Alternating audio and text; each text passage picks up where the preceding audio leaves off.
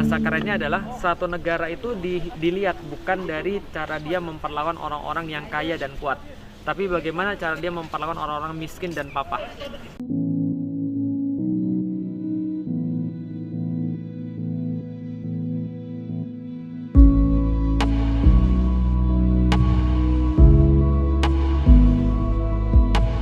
Di atas ada ayat Allah. Qala subhanallah, qala Allahu subhanahu wa ta'ala, kullama dakhala 'alaiha zakariyal mihraba. Ya, yang di atas mihrab. Ya, itu ayat yang memang sering dipakai di di setiap masjid. Kenapa? Karena ini kisahnya kan kisah tentang ini ya, Nabi Zakaria. Jadi Nabi Zakaria seperti teman-teman tahu itu sudah tua tapi nggak punya anak. Dan dikatakan dalam surat Maryam itu bahwa dia tidak hanya tua, tapi waja'ala ra'su syaiba. Jadi kepalanya itu beruban dan punggungnya itu sudah bongkok gitu ya. Lalu kemudian dia sudah benar-benar tua. Dan istrinya itu adalah istri yang akiro. Akiro itu artinya adalah apa? Menopause kalau zaman sekarang. Jadi sudah benar-benar nggak bisa melahirkan gitu loh, sudah tua. Nah, tapi Zakaria ini kan Zakaria ini kan punya ponakan. Ponakannya namanya kan Maryam. Yang aneh adalah dia setiap kali melihat Maryam ini di dalam tempatnya, ternyata dia punya banyak sekali barang-barang yang nggak dipunyai oleh orang-orang lain. Jadi buah-buahan yang nggak pada masanya ada di situ, buah-buahan yang nggak ada pada tempatnya ada di situ. Maka ditanya, kullama dakhala 'alaiha zakariyal mihraba, setiap kali Zakaria itu masuk ke dalam tempatnya Maryam, di mihrabnya dia lihat wajada indaha rizqon. Itu lanjutan dari situ. Jadi kullama dakhala 'alaiha zakariyal mihraba wajada indaha rizqon.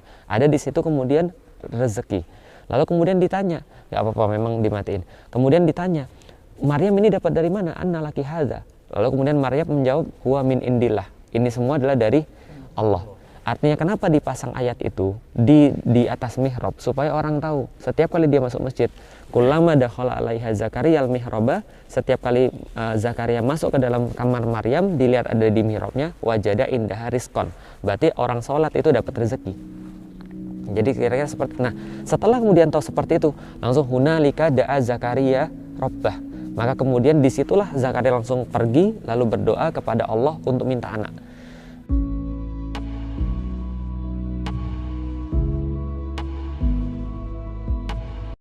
Kalian ini kalau ketemu yang kayak gini-gini, ini namanya chesme.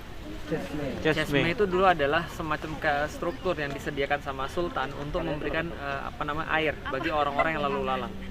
Jadi air itu dulu gratis di sini, air bersih. Nah, itu chesme. Sedangkan ini pintu masuk yang pertama namanya Babu Humayun atau pintu penyambutan. Himayah kan artinya kan perlindungan atau penyambutan. Nah, coba lihat di situ as-sultanu zillallahu fil ard ya'wi ilaihi kullu mazlumin. Sultan adalah bayangan Allah di dunia dan datang kepadanya setiap orang yang terzolimi. Dari seluruh rakyat dulu, kalau mau keadilan ya nyarinya di sini. Istana itu adalah keadilan. Karena penguasa itu tugasnya untuk menjamin keadilan.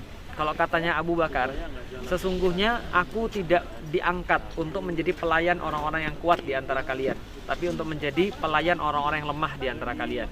Kalau bahasa kerennya adalah satu negara itu dilihat bukan dari cara dia memperlakukan orang-orang yang kaya dan kuat, tapi bagaimana cara dia memperlakukan orang-orang miskin dan papa. Ini adalah kemudian yang menjadi konsep Islam tentang yang namanya kepemimpinan. Makanya bedanya adalah kalau dalam sistem demokrasi itu kekuatan itu milik rakyat dan kedaulatan milik rakyat. Dalam Islam kekuatan milik rakyat tapi kedaulatan milik syariat. Jadi orang nggak boleh seenak-enaknya menentukan hukum sendiri. Orang nggak boleh seenak-enaknya menentukan aturan sendiri. Dia berhak untuk mengangkat pemimpin, tapi pemimpin itu tugasnya untuk menerapkan hukum Allah. Makanya kekuatan di tangan rakyat tapi kedaulatan di tangan syariat. Jadi kira-kira begitu. Nah, itu adalah pintu sambutan. Jadi rakyat-rakyat masih boleh masuk. Nanti di akhir daripada ruangan yang pertama ini ada nanti matbah amir, ada semacam kayak dapur umum yang kalau saya dengar itu memasak setiap hari 4.000 roti untuk rakyat. Jadi membagi-bagi 4.000 roti untuk rakyat yang kelaparan. Dan faktanya adalah ada seorang pengembara dari Prancis namanya Nicolas de Nicolay.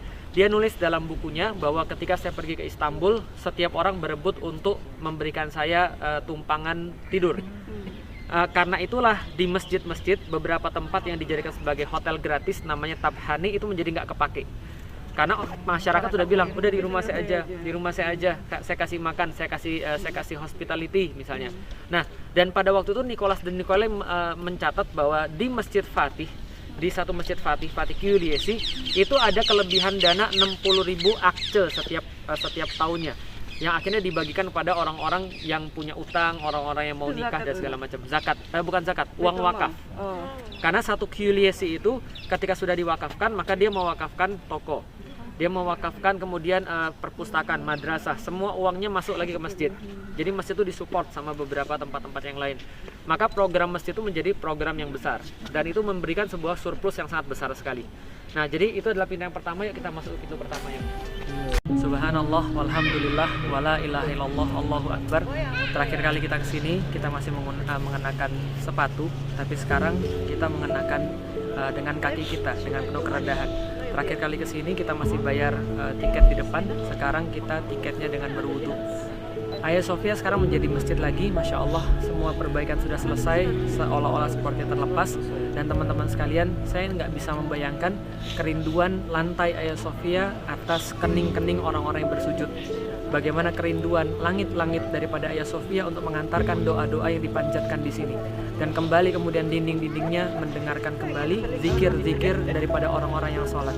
Masya Allah, semoga Allah merahmati orang-orang yang membebaskan kembali Hagia Sophia menjadi masjid, dan bagi kita menjadi sebuah pelajaran kebenaran daripada sabda Rasulullah SAW, la tuftahanal Konstantiniyah fala ni'mal amiruha wala ni'mal jaishu dzalikal jais. Ini adalah sebuah kebenaran sabda Rasulullah, di mana bangunan seindah ini bisa ditempatkan kembali menjadi penyembahan terhadap Allah Subhanahu wa Ta'ala. Ini adalah sebuah sholat yang tertunda dari tahun 2013. Kita ingin sekali untuk sholat di mimbarnya, di depan mimbarnya, sebagaimana yang Muhammad Al-Fatih lakukan ketika pada tanggal 29 Mei 1453 pada asar. Dan insya Allah ini adalah menjadi sebuah hantaran untuk pembebasan masjid-masjid yang selanjutnya dan kemuliaan kaum muslimin. Assalamualaikum warahmatullahi wabarakatuh.